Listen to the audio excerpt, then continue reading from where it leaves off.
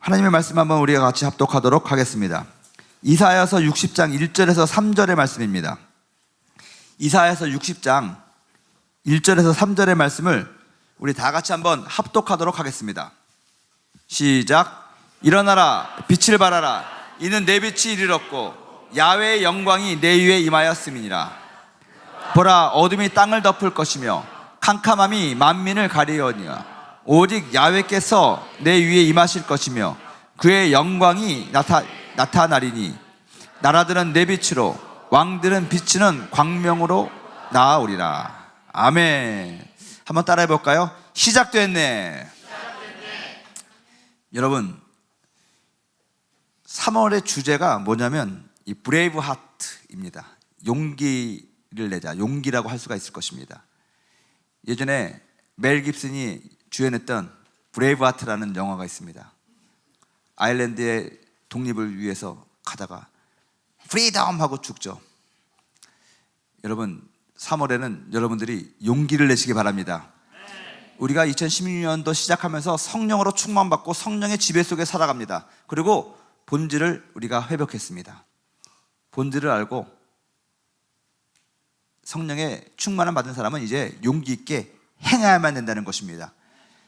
하나님께서 밥상을 차려 놨다는 것입니다. 그것을 집어 먹는 것은 우리들이 할 것입니다. 그것을 우리들이 용기를 가지고 행할 때 되는 것입니다. 오늘 이사야서 60장의 말씀은 정말로 이사야 선지자가 선포한 아주 놀라운 선포를 의미합니다. 회복의 시작을 선포한 것입니다.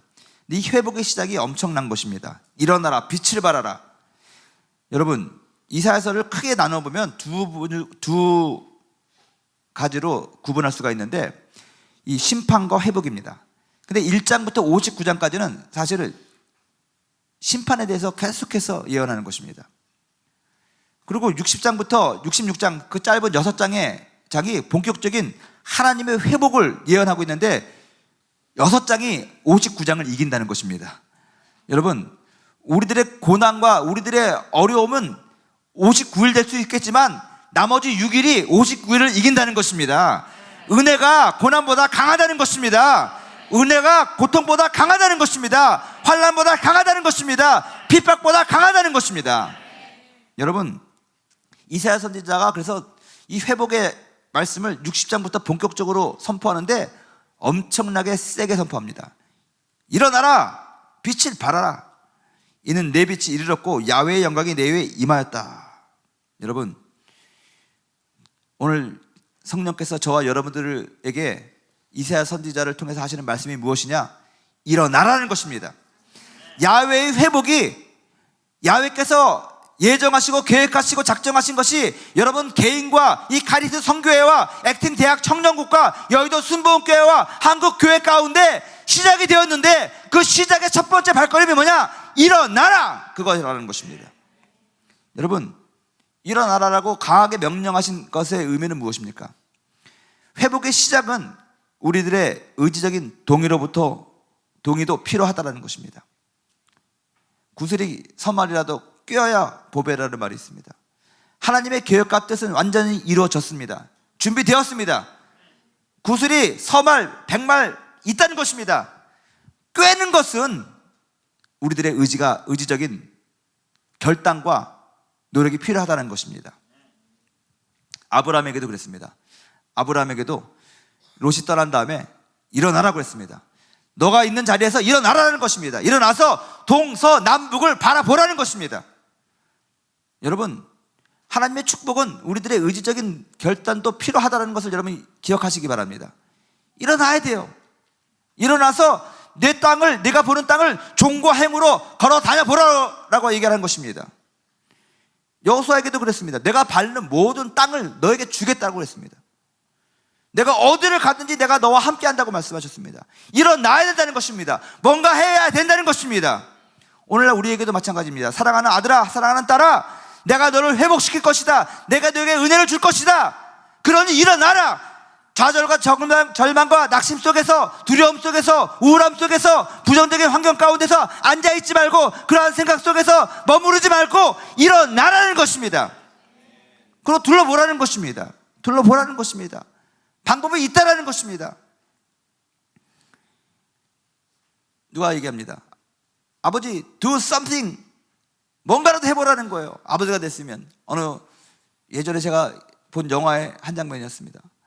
그 어려움 속에서 있는데 아들이 아버지한테 Daddy, do something, do something 그러니까 그 아버지가 갑자기 정신을, 그 놀라운 그 갑작스러운 사건과 그 상황 가운데 막 당황하고 있다가 아들이 Daddy, do something 하는 바람에 정신을 차린 것입니다. 그리고 둘러보는 것입니다. 뭔가 이 문을 열 만한 도구가 없나 찾아본다는 것입니다.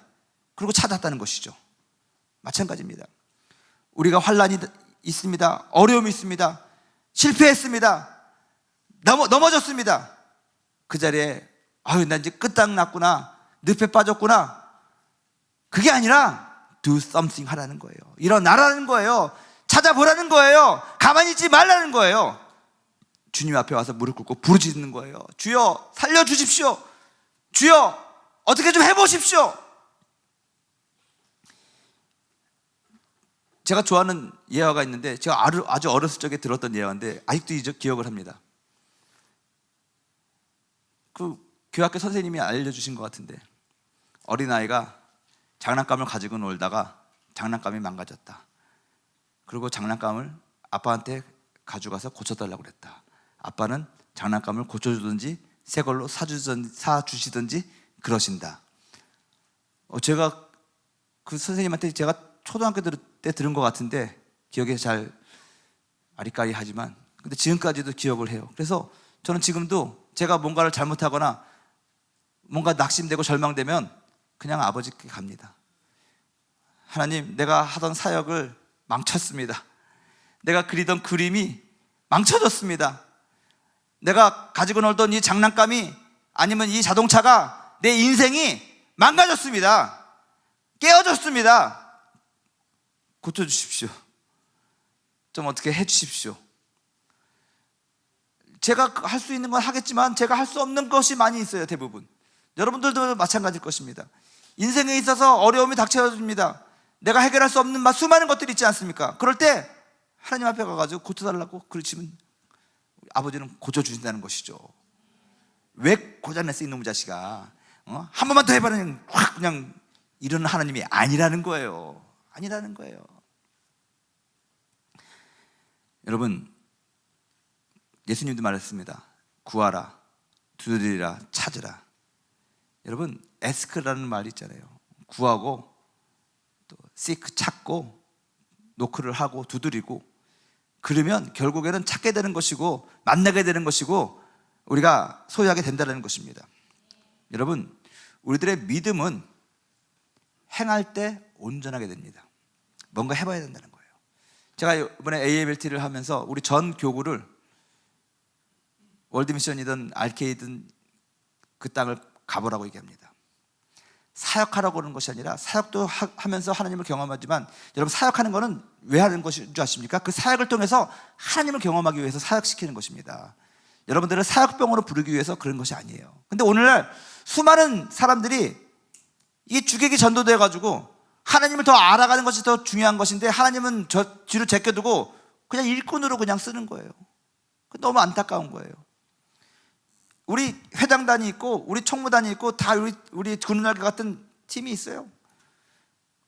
예배를 돕기 위해서 구른달개가 있고 회장단이 있고 그런 게 아니라, 이런 이 회장단 일을 통하고 이런 찬양 사역들을 통해서 여러분들이 하나님을 알아야 되는 거예요. 하나님을. 저는 제가 네팔로 선교사로 살았고 지금 목회자로 살면서 가장 내가 받은 축복은 어떤 일을 하는 것이 아니라 이 사역을 통해서 하나님을 더 깊이 알아간다는 것입니다. 예수님은 우리를 상아탑에서만 알려주는 것이 아니라 현장에서 우리를 가르쳐 주세요. 그래서 여러분들이 현장에서 여러분들이 지금 이 시간에 배우고 경험하고 느끼게 된 것을 그 현장 가운데서 한번 실천해 보는 것입니다. 그게 사역입니다. 그리고 하나님께서 보여주시는 수많은 나와 다른 환경에서 살아가고 있는 수많은 사람들을 여러분들이 보라는 것입니다. 경험하라는 것입니다. 그래서 저는 이번에 우리 카리스가 제일 먼저 반응했었어요. 메콩강 프로젝트. 저는 아주 기대를 합니다. 그 메콩강 생각하면 저도 가슴이 그냥 두근반 세근반 합니다. 저도 메콩강 가야 될 것 같아요. 어쩐지 왠지. 예? 그래가지고 여러분들이 직장 생활하고 여러 가지 지금 바쁜 일이 있을 거예요. 하지만 이 한국 땅에서만 경험했던, 여의도 순복음교회 안에서만 경험했던, 우리 청년들 비슷한 성향과 그런 성격을 가지고 있는 사람들끼리 경험했던 하나님과 전혀 다른 환경과 상황 가운데 살아가고 있는 사람들이 만나는 하나님, 또 그들이 하나님 모르고 살아가는 그 모습들을 볼 때 분명히 하나님께서 들려주시는 새로운 음성이 있어요. 저는 100% 확신합니다. 그래서 여러분들로 하여금 현장을 한번 돌아보라는 거예요. 지금까지 여러분들이 월드미션 경험 수없이 많이 한 사람도 있을 것입니다. 나는 월드미션 많이 해봤는데 여러분 한 번 더 경험해 보세요. 참 안타까운 것은 어느 한 나라에 목사님 나는 지금 5번째 가고 6번째 가요. 맨날 똑같아요. 그런 말 들을 때 마음이 너무 아파요. 왜냐? 똑같으면 안 되거든요. 똑같을 수가 없거든요. 그러면 성장하지 않았다는 것이거든요. 여러분 제가 같은 영화를 3번 본 영화가 있어요. 20살 때 보고 30살 때 보고 최근에 봤거든요. 보는 감동이 달라요. 20살 때는 내가 뭘 봤을까? 20살 때는 솔직히 말하면 배우를 봤던 것 같아요. 잘생겼다. 그 내용과는 상관없어. 와 잘생겼다. 지금은 달라요. 제가 야구를 보거나 축구를 보면 예전에는요, 젊었을 때는 점수에 집착해가지고 이겨서 졌어. 지면 막 열받다가 역시 한국 축구는 저렇지 뭐. 그랬습니다. 한 30대 중반쯤 됐을 때는 이제는 플레이어, 그 선수들과 그 경기 내용을 보는 것입니다. 지금은요, 감독을 봐요. 감독을 보는 건 뭐냐면 참 재밌는 게 게임을 일부러 져줄 수도 있어요. 제가 야구를 아주 좋아하거든요. 제가 감동받은 건 뭐냐면 옛날에 아틀란타 브레이브스에 매덕스라는 아주 기가 막힌 투수가 있었는데, 여자들 죄송합니다. 남자들 야구 좋아하는 사람 알 수도 있어요. 이 매덕스라는 건데 이 제구력이 엄청나게 좋은 사람이에요. 그 사람 아무튼 끝내주는 사람인데, 그 사람이 인터뷰를 했는데 클리블랜드에 아주 유명한 강타자가 있었는데 플레이오프가 있고 월드 시리즈가 있잖아요.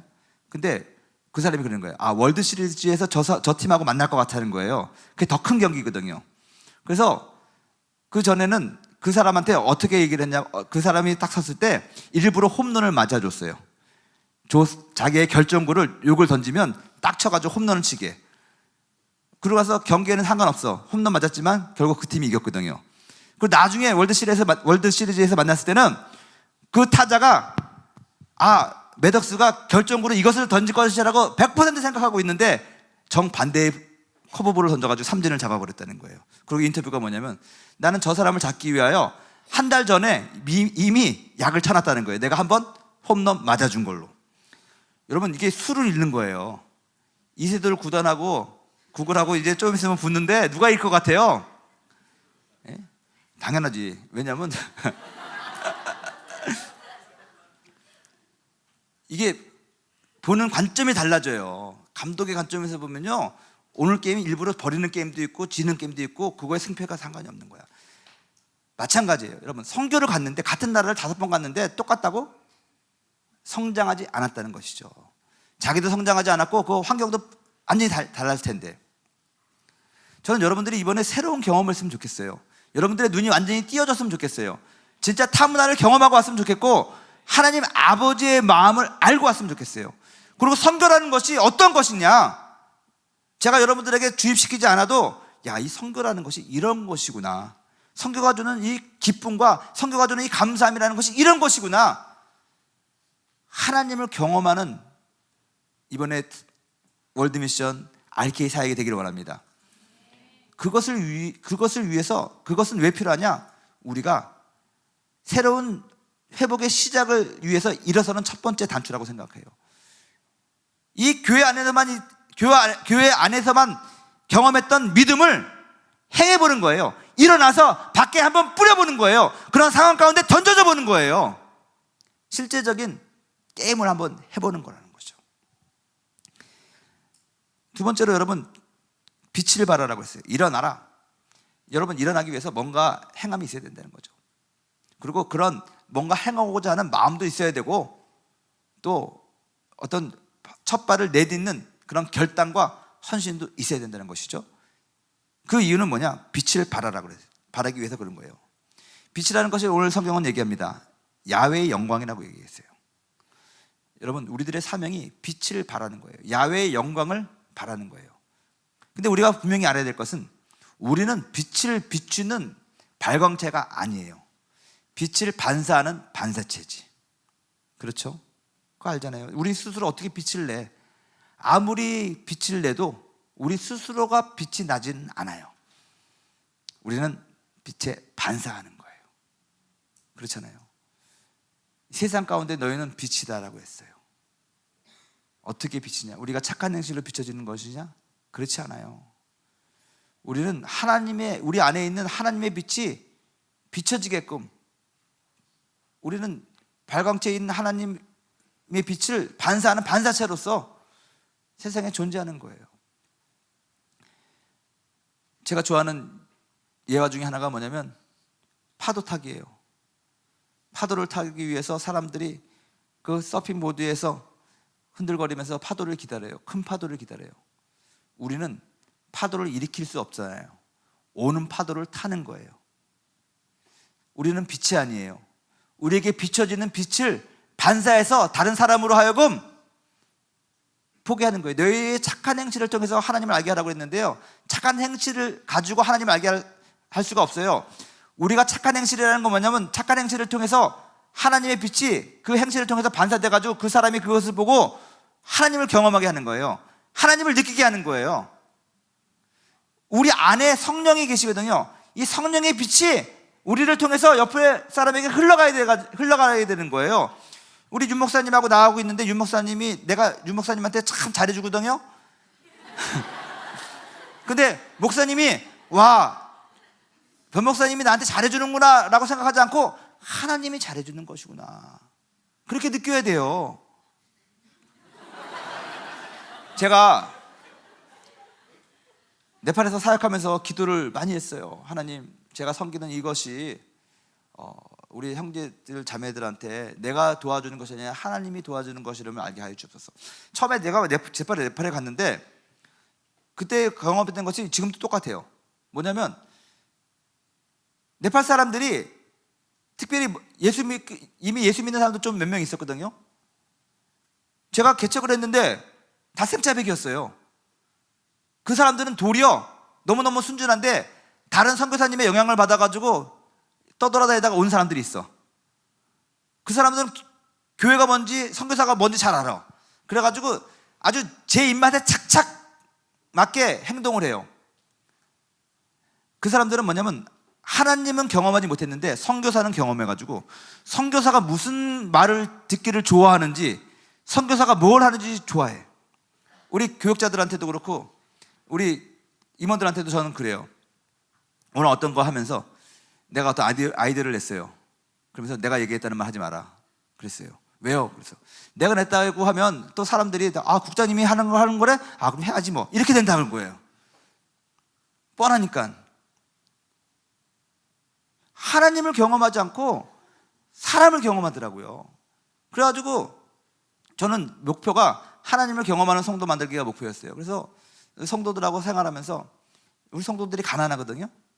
그리고 선교사들 같은 사람한테는 좀 그러니까 뭘 요구하는 게 많아요. 저는 우리 성도들한테 선포했습니다. 내가 도와주는 거는 하나님이 도와주는 것이 아니다. 그러니까 너희 나한테 도움을 구하지 말고 하나님께 도움을 구해라. 어떤 형제가 있었어요. 자기 애 학비를 내야 되는데 학비가 25,000원이야 20불 정도 되는 거예요. 그거 제가 아무리 돈 없는 선교사라도 20불 없겠어요? 그 20불이 나에게 생사를 좌지우지하는 돈 아니거든요. 줄 수 있어요. 근데 저 안 줘요. 기도하자. 하나님이 도와주실 것이다. 그러면 그렇게 얘기해요. 하나님이 목사님을 위해서 도와주는 거 아니냐고. 그러면 내가 생각하기에는 아닌 것 같다. 내가 도와주는 건 아닌 것 같고 하나님한테 직접 네가 받아야 된다. 아, 존다이한테 20불이 큰 돈입니까? 큰 돈일 수도 있고 작은 돈일 수 있는데 일단은 하나님이 아무리 큰 돈이 2,000불이라도 하나님이 너한테 주라 그러면 내가 주지. 근데 2불이라도 주지 말라 그러면 안 줘야 되는 거다. 근데 네가 기도해가지고 하나님께 직접 받아라. 그러면 시험 들었어요. 그리고 뭐 시험 들어서 안 나온대요. 그러면 저도 배짱이죠. 너도 뭐 성도 한 10명밖에 없는데 그걸 나오지 마 뭐. 어차피 잃을 게 하나도 없어요. 그러니까 막 그때는 진짜 벤짱으로 나가가지고 뭐 기도해서 안 나면 말고 막 그런 거거든요. 그때 안 나와 또. 그러면 이제 막 하다가 또 나중에 또 와요. 그럼 기도하자. 하나님이 줬냐? 안 줬대. 그러고 나서 그러면 신방하자. 그래서 신방을 가요. 여러분, 사람이 마음이 틀어지면요, 내가 찾아오는 거 싫어해요. 도망가요. 그래도 끝까지 있는 거예요. 그래서 나는 내가 해줄 수 있는 거는 네가 하나님 경험할게, 옆에서 계속 도와주는 것이다. 정말로 대놓고 싫어해요. 그러다가 나중에 하나님이 정말 응답해줘가지고 기가 막힌 방법으로 그 친구가 그런 20불을 공급받든지 막 그래요. 그리고 나한테 와가지고 탁 하면서 당신이 나를 안 도와줬지만 하나님이 나를 도와줬어. 왜 이래? 막 그래요.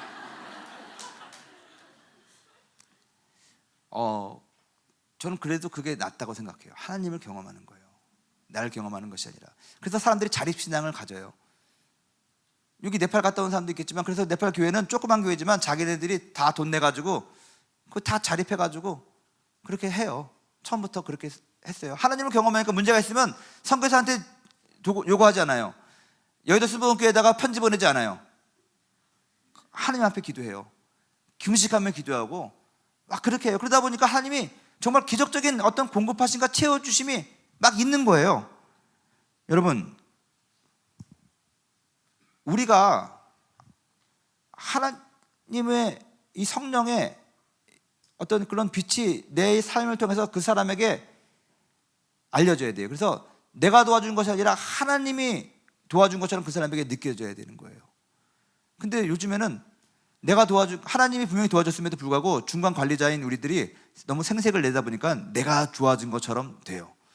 그래서 나 제일 거부감 느끼는 것은, 목사님 기도해줘서 병이 나았습니다. 그런 말 들을 때마다 나는 진짜 벽돌로 가슴을 치고 싶어. 왜냐하면 내 자신 스스로 나를 알거든요. 내가 그런 능력을 보일 리가 없거든요. 하나님이 역사하신 거지. 예? 하나님이 역사하신 거지. 나는 철저하게 하나님의 우리가 통로로 살아가는 거지. 여러분, 내 믿음 건사하기도 힘들어 죽겠는데 무슨 남의 병을 고쳐요. 전 솔직히 그래요. 어떤 사람은 그래. 목사님이 그렇게 돼가지고 그렇게 얘기하면 성도들이 시험 들어요. 근데 적어도 그런 믿음에 관해서는, 하나님에 대해서는 난 뭐 거짓말하고는 싶지 않아요. 그래서 도리어 나는 그러거든요. 나한테 기도받으러 오면은 그냥 신유의 은사 있는 사람을 소개시켜 줄게. 그럴 적도 있거든요. 처음에는 섭섭해요. 내가 그렇게 도와줬는데 나한테는 감사하다는 말도 안 하고 그러는데 나중에 깨달았어요. 우리는 하나님의 빛을 이 반사해주는 반사체고, 또 한 가지, 우리는 이 전구가 비춰질 때 스탠드 갓이 있잖아요. 갓이 아이보리색이면 아이보리색으로 비춰지고, 파란색이면 파란 거고, 빨간 거면 빨간 거로 비춰지고, 우리는 그 갓인 거예요. 갓. 내 안에 있는 성령이, 하나님이 막 빛을 비춰주면 내가 나의 삶과 나의 행실을 통해서 그 빛이 사람들에게 빨갛게도 비춰주고 하얗게도 비춰주는 거예요. 내가 갓으로 살아가야 되는 것이구나. 근데 내가 검은 갓이면 하나님이 아무리 선한 것도 검게 사람들이 볼 수가 있더라고요. 그래서 나는 그런 거죠.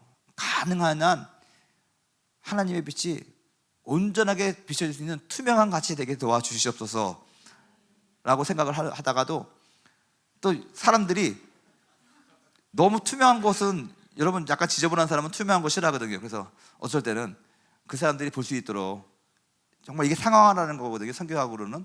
그래서 바울도 헬라인에게는 헬라인에게로, 히브리에게는 히브리에게로 하겠다고, 젊은이들 앞에서는 젊은이들이 이렇게 하고, 늙은이들 앞에서는 늙은이들 이렇게 하고, 그렇게 살아야 된다고 저는 생각을 해요.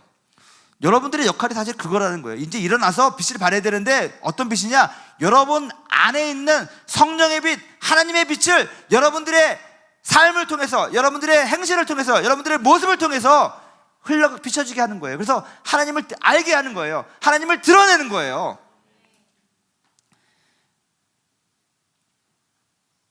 하나님의 빛이 나를 타고, 하나님의 영광이 나를 타고 넘어서 이 요셉의 가지가 담장을 넘어서 다른 데로 간 것처럼, 여러분 이것이 많은 사람들에게 비춰지기 위해서는 빛이 강하고 여러분 안에 있는 그 성령의 어떤 빛이 더 강력해야 되는 것이고 충만해야 되는 것이고 흘러 넘쳐야 된다는 것이죠. 그래서 저는 이러한 철야 예배 가운데 여러분들이 강력하게 주님 앞에 기도하여서 그런 하나님의 어떤 그 임재와 하나님의 그 역사와 기름 부음을 아주 뜨겁게 경험하시고 세상에 나가서는 진짜 절제 없이 그걸 갖다 아끼지 마시고 흘려보내주는 거예요. 흘려보내는 거예요. 난 또 받으면 되니까. 또 받으면 되니까. 제가 설교하는 사람으로서 가장 유혹에 빠지는 것은 어떤 큰 깨달음과 계시가 있으면, 야, 이건 대배했다 써먹어야지, 이건 어디다 써먹어야지 하는 거예요. 그래가지고 막 적어놓고 죽어도 오늘 설교 때는 얘기 안 하려고 하는데 입이 방정이라고 또 얘기하죠. 왜냐하면 이거 깨달음이 맞는데 이거를 이만한 예배보다는 더 큰 사람에게 더 알려서 대박을 쳐야지 하는 이 정욕의 하나님의 그게, 이거 내려놓는 게 이게 힘들어요. 그쵸? 그거 봐요. 여러분들은 어떤 것이 적용이 될지 모르겠지만 설교자들은 그런 게 좀 있어요. 그래가지고 확 하거든요. 근데 그것도 이제 하나님은 째째하신 분이 아니기 때문에 오늘 받은 계시, 그래서 제가 그 다음부터 결심한 게 노트를, 컴퓨터를 설교를 작성 안 하는 거예요. 무조건 이렇게 포스트잇에다가 해가지고 써가지고 하고 버리죠. 이걸 안 버리면요 또 봐요. 또 써먹으려고. 그러면 싱싱한 것을 못 줘요. 그렇잖아요. 이 계시는 늘 아침마다 새로워져야 되는 거거든요. 이 하나님의 빛이 충만해야지 매일매일 그런 계시를 받고 매일매일 새로운 것으로 사람들에게 전해주고 흘려주고 하는 거예요. 우리들의 삶도 마찬가지라고 생각해요. 이것이 없으면 자꾸 쌓으려고 해요. 저장하려고 해요. 터진 운동인데 저장이 안 되거든요. 여러분 오늘 성령 충만 받고 여러분들 안에 있는 그 성령의 빛이 차고 넘쳐서 내일부터 완전히 세상 속에 가가지고 다 퍼주고 흘려보내주는 은혜가 있기를 주님의 이름으로 축원드립니다. 그것이 넘쳐 흘러서 열방으로 흘러가는 거예요. 저는 우리 카리스에 임한 이 성령의 빛이 메콩강 유역에 있는 인도 차이나 6개국을 완전히 뒤엎는 역사가 있기를 주님의 이름으로 축원드립니다. 이 경상도와 이 서해안과 남해안 모든 일대가 카리스가 비춰주는 그 은혜의 빛으로 충만하게 되기를, 흘러 넘치기를 주님의 이름으로 축원드립니다. 마지막으로요, 보면은 보라 어둠이 땅을 덮을 것이며 캄캄함이 만민을 가리려니와 오직 야훼께서 내 위에 임하실 것이며 그 영광이 내 위에 나타낸다고 그랬는데, 여러분 이스라엘 사람들이 가지고 있었던 포로기의 고난은 이루 말할 수가 없었어요. 어둠이 땅을 덮고 캄캄함이 만민을 덮는다. 이스라엘이 그렇게 힘든 포로기를 겪었던 것처럼 저와 여러분들도 정말 힘든 인생을 살고 있잖아요. 참 힘든 인생을 살아요. 초등학교 4학년 여자애가 상담을 했어요. 상담 선생님한테 세상 살기가 왜 이렇게 힘드냐고. 근데 저는 그거 이해할 것 같아요. 초등학교 4학년 아이도 스트레스가 있는 거예요. 세상 살기가 힘든 거예요. 그러면서 그가 그러더라고요. 선생님, 나도 살 만큼 살았어요.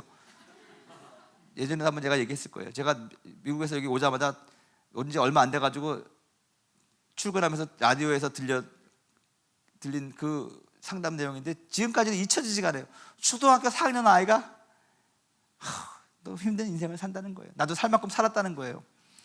참 어렵고 힘든 고난의 시절을 우리는 살고 있어요. 근데 이사야가 야훼의 회복을 예언하면서 뭐라고 얘기하느냐, 일어나라 빛이 발하라고 했으면서 이제 보라 어둠이 땅을 덮을 것이며 캄캄함이 만민을 가리운다고 그랬어요.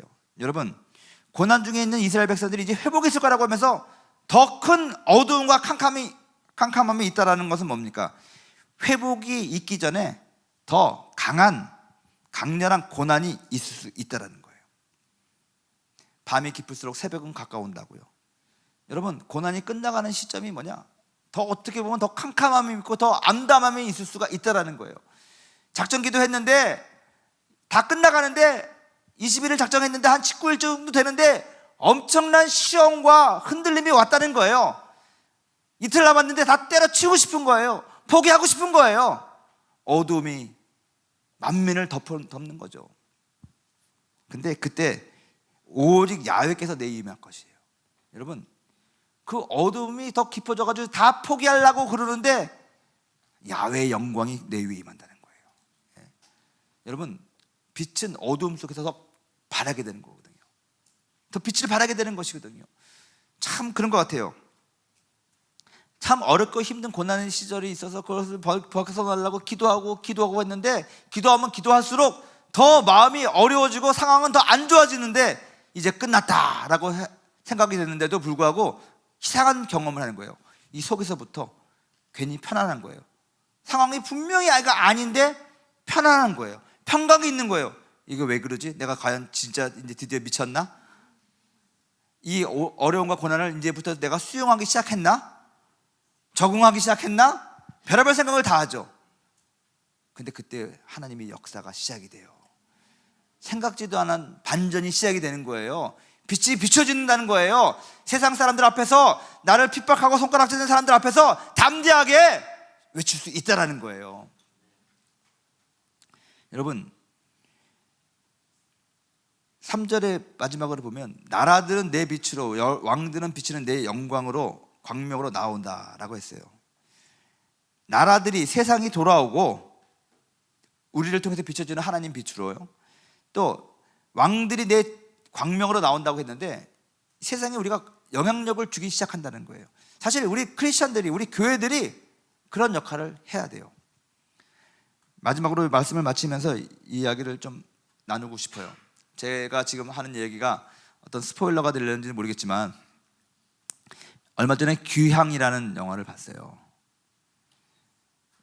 근데 그걸 보고 처음에 느낀 거는 그게 이제 위안부 그 할머니들의 얘기잖아요. 근데 그 다큐멘터리에 사실을 그대로 한 거예요. 근데 거의 이제 귀신 귀자예요.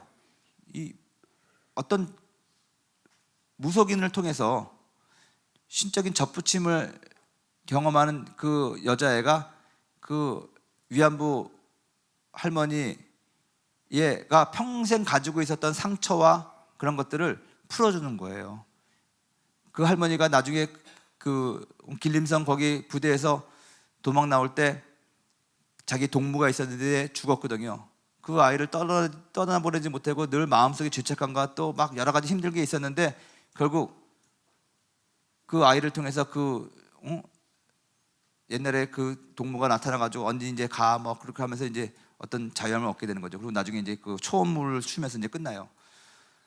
그걸 보면 그게 사실은 그 예수님이 그 역할을 해가지고 그 위안부 아줌마를 치유해줘야 되는데 그 무당이 귀신 불러가지고 한 게 된 거죠. 무속인이 주인이고. 그래서 그걸 처음 봤을 때는 난 사실 그거를 보면서 우리 바울 성전에다가 틀라고 그랬거든요. 그걸 틀었으면 이제 혼났을 것 같아요. 막 귀신하고 무하고 막 너 초원지 하는 거 보니까 뭐 WGC냐 막 그러는 거 또. 근데 제가 집에 와서 가만히 생각해보면서 그걸 찾아봤어요. 기록과 그걸 찾아봤더니 그게 사실을 그대로 쓴 거예요. 그리고 그 PD가 아주 독실한 크리스찬이에요. 근데 왜 그랬냐면 그 위안부로 잡혀갔던 그 자매님들이 다시 한국으로 돌아왔을 때 그들이 얼마나 고생했어요. 얼마나 핍박당했어요. 인간 이하의 대우를 받고 그렇게 했잖아요. 근데 그들을 우리 한국이 반겨주지 않았어요. 누가 가고 싶어서 그렇게 간 사람이 어디 있어요? 그렇잖아요. 팔려가고 잡혀가고 정말로 이루 말할 수 없는 고통을 당한 사람들인데 그들이 정말로 수많은 사람들이 무참하게 죽었지만 구사일생으로 살아서 돌아왔는데 우리 조국은 그들을 환양년이라고 손가락질했어요. 예? 왕따시키고 손가락질했어요. 교회가 사실은 그분들을 품어줘야 돼요. 소외당한 사람들 품어주고 상처당한 사람들 품어줘야 되는데, 그동안 한국 교회가, 개신교가 시작되면서부터 우리 몸집 키우기에 급급해가지고 성장 일변도로 가다 보니까 그런 사람들은 도와주지 않냐고 우리 교회 성도들 있는 사람들, 교회 건물들 키우고 그러느라고 그 사람들을 돌보지 않았어요. 천주교도 잘 돌보지 않았어요. 결국 그들이 찾아가는 것이 무속인들이에요. 그래서 그들 중에서 대부분의 사람들이 무속인들과 깊은 관계를 맺고 살았어요. 그 무속인들로 하여금 위로받았어요. 교회가 해야 될 것을 안 하니까 무속인들한테 간 거예요. 이제는 한국 교회가 회개하고 그런 거 하면 안 돼요. 여의도 순복음교회도 그래서 지금 이영호 목사님 오셔서 지금 많이 바뀌려고 하고 있어요. 그동안 우리 교회 성당 일반도로만 사역했다면 이제는 섬기고 베풀고 나눠주고 해야 된다. 근데 아직도 이상한 사람들은 이게 무슨 뭐 타종교랑 뭘 잡는다, 왜 우리도 지금 먹고 살 것이 없는데 도와주냐, 왜 선교를 가냐, 그렇게 얘기하고 있는 것이죠. 나도 아직 은혜 못 받았는데 무슨 남에게 은혜를 나눠주냐. 여러분, 우리가 해야 될 것이 뭐냐? 우리에게 주신 하나님의, 우리를 통해서 하나님의 빛이 비춰가지고 열방이 하나님께로 돌아오고 열방이 우리들의 영향력을 받게 해야 된다는 거예요. 그럼 우리 교회는 이제 더 적극적으로 나아가서 그 어려운 사람들의 손을 잡아줘야 되는 것이고, 그들이 다시 한번 이 땅 가운데 정착할 수 있도록 해야 되는 것이고, 세상에서 일어나는 부조리와 맞서야 되는 것이고, 그냥 귀찮은데 그런 거 하면 뭐해. 어떤 사람이 그러잖아요. 나의 꿈은 우리 직장에서 정년퇴직하는 거라고. 그렇게 살다 보니까는 그냥 못 봐도 못 본 척, 그렇게 살면 이제는 안 된다는 거예요. 이게 여러분, 제가 여러분들을 뭐 의식화하려는 게 아니라 정말로 크리스찬들이라면은 이제는 아닌 거는 아닌 거라고 얘기할 줄도 알아야 되고, 또 그런 어려운 사람들에게, 상처받은 사람들에게 적극적으로 여러분들의 손을 내밀어서 도와줘야 되고, 그들의 말을 들어줘야 되고, 그들이 교회 오면 따뜻하게 맞아줘야 되는데, 어디를 우리 교회와 이 거룩한 교회 이렇게 된다니까요. 그러면 안 된다는 것이죠. 하나님께서 우리들에게 이사야 선지자에게 주신 것처럼 말씀을 주셨습니다. 그게 예언입니다. 예언은 맡길 예자라고 그랬잖아요. 하나님이 우리에게 맡기신 말씀, 그 맡겨진 말씀을 믿고 용기 있게 그 말씀을 선포하고 용기 있게 그 말씀을 실천하고 살아가는 것이 회복의 시작이라는 것입니다. 여러분, 하나님께서 우리 한국교회와 여의도 순복음교회, 카리스 선교회, 또 여러분들을 회복시키실 것입니다. 여러분들이 어떤 상황과 환경에 있는지 간에 상관없이 이제 다시 한번 하나님의 빛을 여러분들을 통해서 비춰주게 될 것입니다. 열왕이 여러분들에게 영향을 받고 돌아오게 될 것입니다. 그것을 기대하시면서 이제는 크리스찬이면 크리스찬답게, 교회면 교회답게 뭔가를 해보자라는 그런 결단과 열심으로 일어서기를 바랍니다. 그러면 하나님의 역사가 시작될 거라고 저는 믿습니다.